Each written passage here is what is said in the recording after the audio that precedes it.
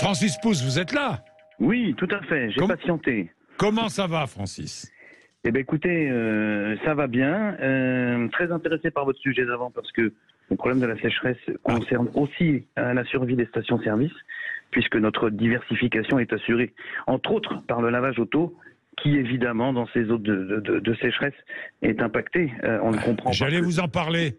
Francis Pousse, je rappelle, vous êtes président national des distributeurs carburant et énergie nouvelle. Chez Mobiliance, vous représentez à peu près la moitié des stations-service françaises. Hein, c'est cela, hein, Francis. Francis, oui, j'allais vous parler du lavage. Il va arriver un moment où on ne va plus laver sa voiture. Ah bah ça va déjà être le cas malheureusement dans les Pyrénées-Orientales, qui est un département sinistré. Ça va être fermé, tous les lavages de voitures vont être fermés. A priori, dès le début de semaine prochaine, tous les lavages de voitures vont être fermés. Alors, on comprend bien, évidemment, que la nécessité première, c'est que le consommateur puisse boire de l'eau. C'est évident. Néanmoins, nous sommes en négociation depuis plus de 6 mois avec le ministère de l'écologie, où l'intégralité de la filière a accepté le recyclage, c'est-à-dire la mise en place de recyclage qui permettra 70% d'économie d'eau. Et aujourd'hui, le discours, il est un peu fermé de la part du gouvernement, puisque même si on est prêt à s'engager énormément dans cette voie de recyclage, pour l'instant, il n'y aura pas d'autorisation, en particulier dans les Pyrénées-Orientales, qui autoriserait les stations équipées de recyclage à nettoyer. Nettoyer. Et le problème pour nous, c'est que on essaie de maintenir depuis des années le fameux maillage territorial de stations-service, puisqu'on aura encore besoin plusieurs années de produits fossiles et les futurs. Et que cette diversification elle est essentielle pour maintenir la rentabilité du point de vente. Donc on est effectivement très inquiet. Évidemment. Francis, quelques mots sur le coût des carburants, prix de l'essence sans plomb qui grimpe, celui du gazole qui baisse. Pourquoi ? Alors j'allais dire qu'on revient à la normale. Oui, c'est vrai.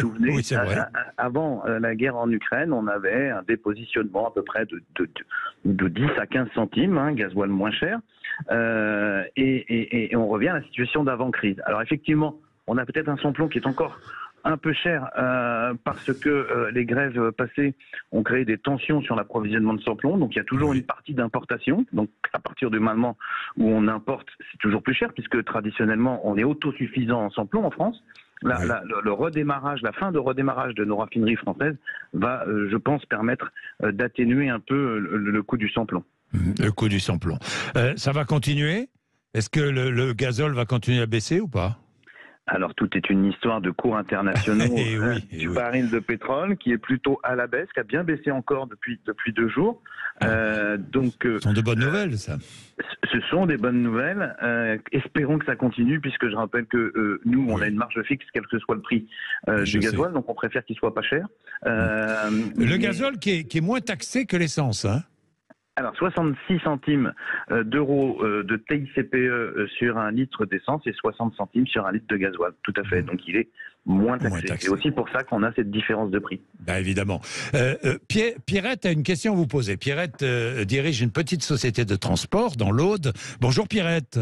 Bonjour Jean-Jacques. Merci, ça me fait plaisir de vous entendre Pierrette. Moi encore plus. Moi encore plus parce qu'on est orphelin de vous.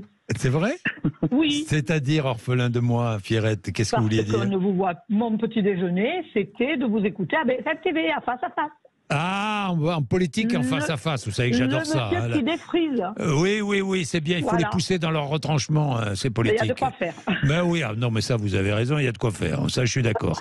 Bon, vos véhicules, les véhicules de votre société roulent au diesel, vous avez évidemment contrôle technique régulièrement, vous avez la pastille verte, et vous avez une question à poser à Francis Pousse. Alors, ma question, elle est la suivante. Mon véhicule, il est de 2011. Après un contrôle technique, je respecte tous les critères anti-pollution, donc on me délivre le certificat. Mes camions, un contrôle annuel très strict qui s'appelle le contrôle aux mines. Les critères sont, alors là, on ne vous laisse rien passer, on vous délivre le certificat, donc vous ne polluez pas et vous ne pouvez plus rentrer dans les villes vertes.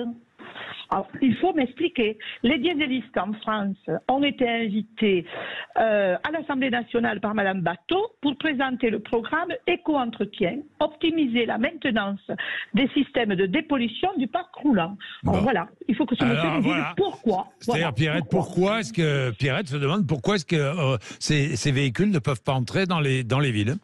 Et nous habitons un milieu rural, la France profonde, la France profonde où on ne peut pas toujours rouler avec de l'électrique, parce que c'est la plus grosse escroquerie pour le monde rural. Francis Pousse. Écoutez, c'est exactement ce que vous demandez là, c'est exactement ce que nous on demande chez Mobiliance, puisque Mobiliance représente les 22 métiers des services de l'automobile. Donc on a aussi nos concessionnaires véhicules lourds, par exemple, qui sont très inquiets. Cette réglementation de ZFE a été bâtie il y a déjà quelques années avec l'accès en fonction des vignettes critères. Je suis tout à fait d'accord que vos véhicules et nos véhicules à tous, grosso modo, sont conformes à la réglementation applicable au jour de leur sortie, donc par exemple en 2011. Néanmoins, l'État considère que dans ces fameuses ZFE, on doit être encore plus vertueux et n'avoir que des vignettes 1, critère 1, critère 2, les critères 3 sont bientôt bannis. Et c'est effectivement incompréhensible puisque... Vous demandez l'assouplissement de la réglementation. Il faut absolument un assouplissement de la réglementation parce que vous allez exclure que 50% des gens de ces fameuses futures ZFE. Tout le monde n'a pas le moyen de revendre son véhicule et de racheter un critère 1 ou un critère 2, et en particulier sur les véhicules électriques qui aujourd'hui sont beaucoup trop chers. Francis Pousse, merci. Voilà un relais. Je vais relayer parce que je suis totalement d'accord. Et avec Pierrette et avec vous, Francis Pousse, je pense qu'il faut absolument assouplir. Moi, je veux bien qu'on défende l'environnement. Évidemment, je suis le premier défenseur de l'environnement, mais il faut aussi défendre le quotidien de nos concitoyens qui ont besoin de vivre, tout simplement.